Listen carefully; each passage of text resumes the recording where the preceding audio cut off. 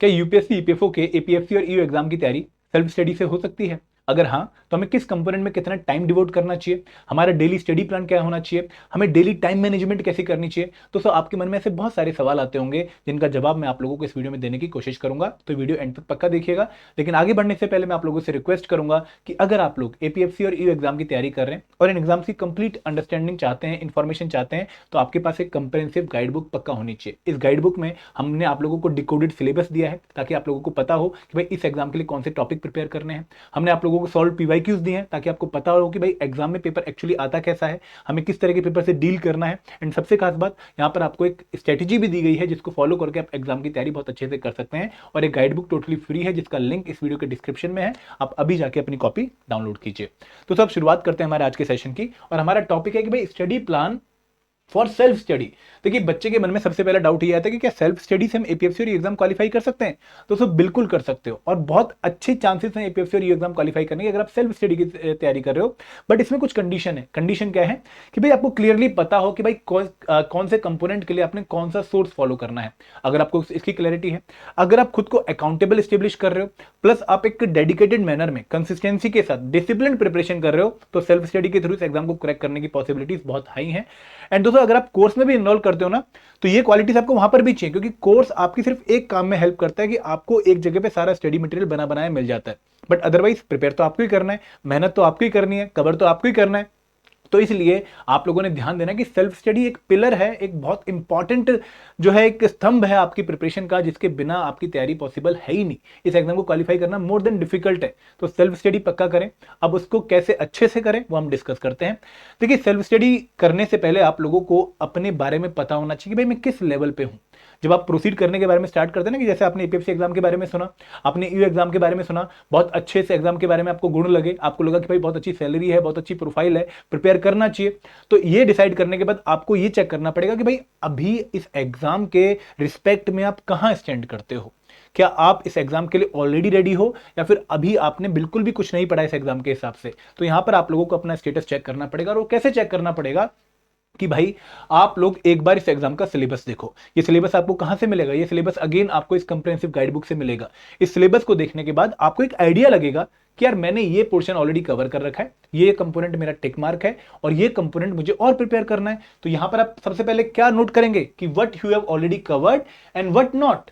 जिसने कुछ भी नहीं कवर कर रखा होगा उसको पता लगेगा कि भाई पूरा का पूरा सिलेबस मुझे प्रिपेयर करना है। जिसने थोड़ा बहुत प्रिपेयर कर रखा होगा उसको आइडिया लग जाएगा कि हाँ, मुझे ये प्रिपेयर कर रखा है और ये प्रिपेयर नहीं करना है। मैं एक एग्जांपल ले लेता हूं आपके लिए।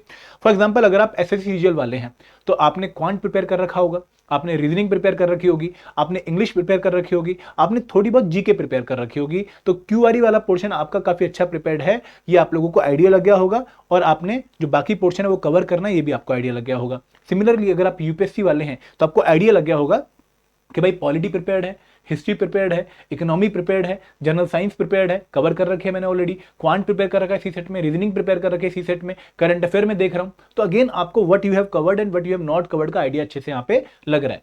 लेकिन दोस्तों, उसके बाद आपने ये जरूर चेक करना है कि भाई जो पोर्शन आपको फीलिंग दे रहा है कि हाँ मुझे आता है, वो कितना अच्छा आता है, वो कितना डेडिकेटेडली आपने प्रिपेयर कर रखा है, क्या वो इस एग्जाम की रिक्वायरमेंट को मीट कर रहा है, ये आपने चेक करना है। तो आपका डे जीरो का पहला काम यही रहेगा कि भाई एक बार आप पहले तो ये आइडेंटिफाई करें कि भाई क्या कर लिया है और क्या करना है, और उसके बाद ये चेक करें कि भाई जो मैंने कर लिया है, जो मुझे लगता है कि मुझे आता है, वो मुझे कितना अच्छा आता है एपीएफसी और ईयू एग्जाम के लिए। और ये कैसे चेक होगा? सेकंड स्टेप चेक होगा कि भाई आप आज ही जो पीवाईक्यूज है वो डाउनलोड करें। अगर आपने डाउनलोड नहीं किए तो यहां पर ये गाइड बुक अगेन आपको पीवाईक्यूज दे रही है।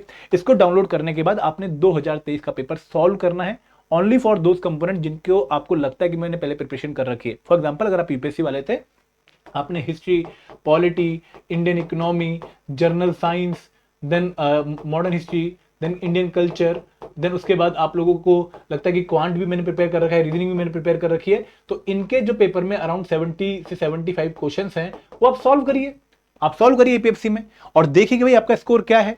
अगर आपका स्कोर मोर देन 75% है, वेरी गुड, कि भाई वो फिर आपके प्रिपेयर्ड है, उनको रिवाइज करते रहिए। लेकिन अगर स्कोर 75% से कम है तो कहीं ना कहीं जो आपको फीलिंग आ रही थी कि मैंने इनको कवर कर रखा है, वो फीलिंग सही नहीं थी। आपको उस पर एक्ट भी करना पड़ेगा, आपको उनको और इंप्रूव करना पड़ेगा। तो यहां पर ये एक्सरसाइज बहुत जरूरी है टू नो योर स्टेटस। अब आपने अपना स्टेटस पता कर लिया, आपने अपना करंट स्टेटस पता कर लिया, आपके 3 केस बने। पहला केस कि भाई बिल्कुल बिगिनर है, ठीक है, कभी कुछ नहीं पढ़ा है, बिल्कुल बिगिनर, ठीक है, यहाँ पर you are a beginner, never covered any component earlier, पहले स्टेप पे हो, पहला स्टेप रख रहे हो अभी इस प्रिपरेशन में।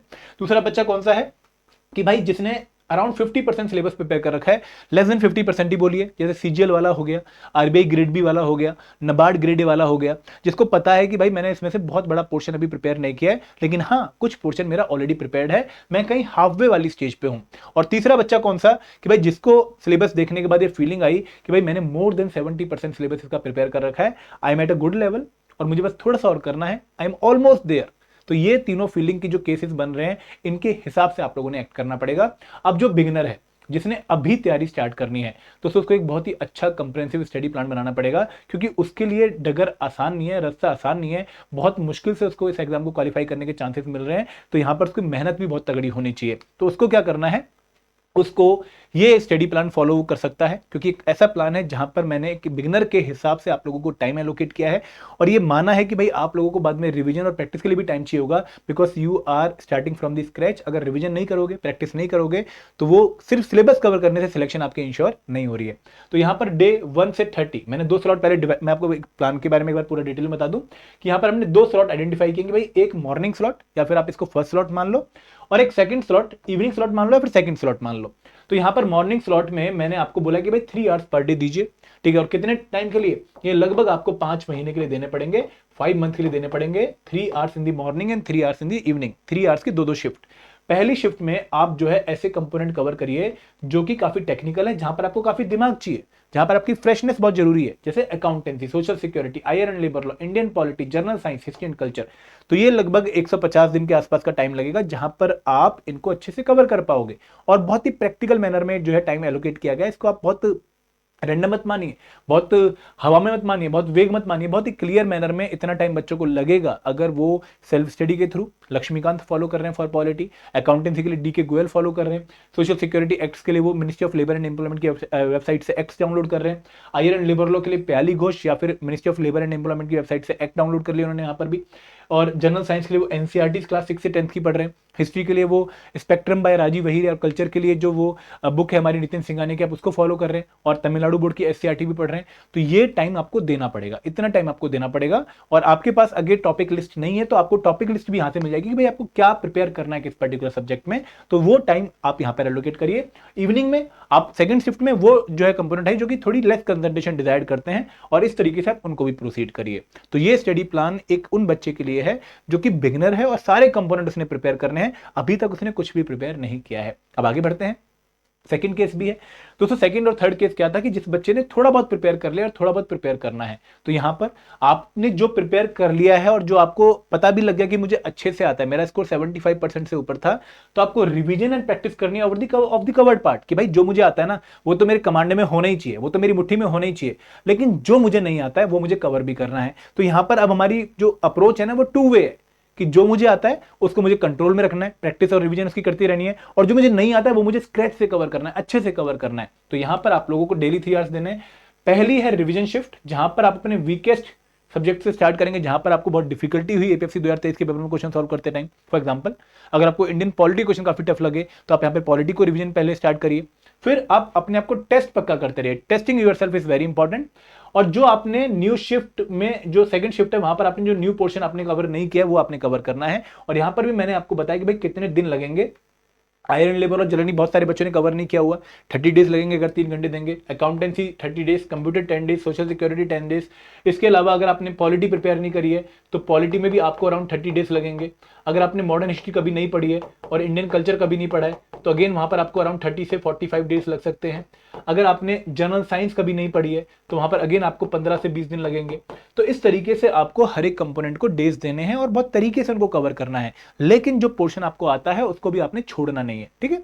एंड दोस्तों यहाँ पर एक और बात कि जो लोग ऑलरेडी मल्टीपल एग्जाम की तैयारी कर रहे हैं, आप में से बहुत सारे बच्चे ऐसे होंगे जो यूपीएससी एग्जाम की तैयारी कर रहे होंगे, जो सीजीएल एग्जाम की तैयारी कर रहे होंगे, जो आरबीआई ग्रेड बी एग्जाम की तैयारी कर रहे होंगे। तो उनके लिए भी मेरा एक पॉइंट है कि भाई आप अपनी प्रिपरेशन को कुछ इस तरीके से डिवाइड कर सकते हैं कि भाई पहली शिफ्ट दिन में जहां पर आप अपने मेन टारगेट एग्जाम पे फोकस करेंगे, मतलब आप उन कंपोनेंट्स को प्रिपेयर करेंगे जो कि आपके मेन टारगेट एग्जाम से बिलोंग करते हैं। फॉर एग्जांपल जैसे अगर आप यूपीएससी वाले बच्चे थे और यूपीएससी के साथ साथ आप एपीएससी एग्जाम की प्रिपरेशन कर रहे थे, आपके दोनों एग्जाम हैं, ये आपका प्लान ए है और ये आपका प्लान बी है। तो इस केस में मैं हमेशा एक डायग्राम बनाता हूं कि भाई आप ऐसा एक डायग्राम बना लीजिए, ठीक है। ये है कॉमन वाला पोर्शन जो दोनों एग्जाम के लिए कॉमन है। यहाँ पे क्या आएगा, हिस्ट्री आएगा, पॉलिटी आएगा, इकोनॉमी आएगा, साइंस आएगा, क्वांट आएगा, रीजनिंग आएगा, करंट अफेयर आएगा।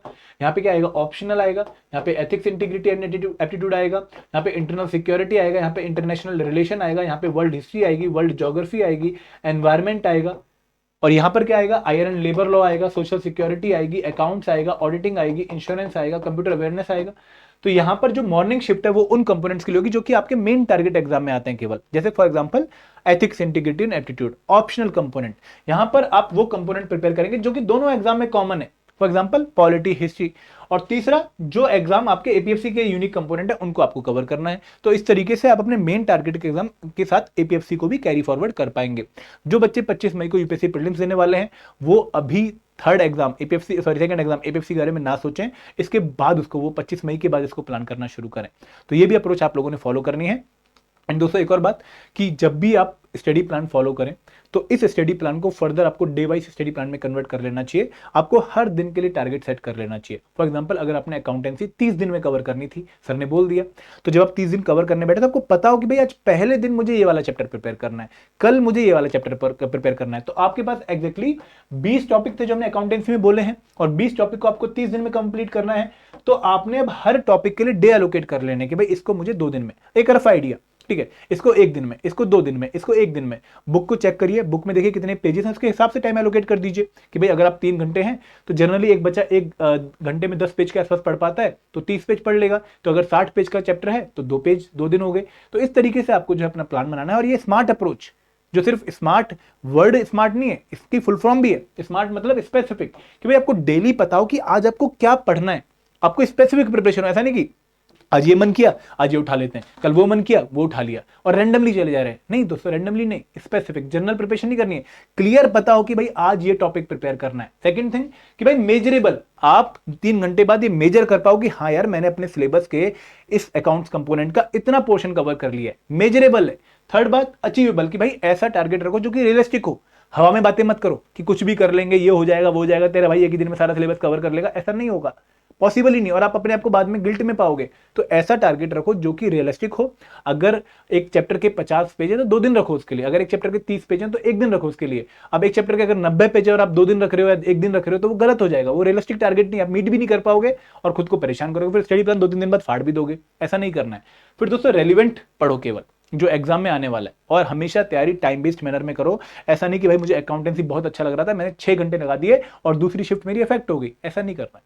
3 घंटे मतलब 3 घंटे। तो इस तरीके से जब आप अपने स्टडी प्लान को फॉलो करना शुरू करोगे तो यू विल फाइंड कि भाई बहुत अच्छी आउटपुट मेरी आ रही है। तो सेल्फ स्टडी के थ्रू एग्जाम हो सकता है, बिल्कुल हो सकता है। किस तरीके से प्रोसीड करना है मैंने आपको वो बता दिया है।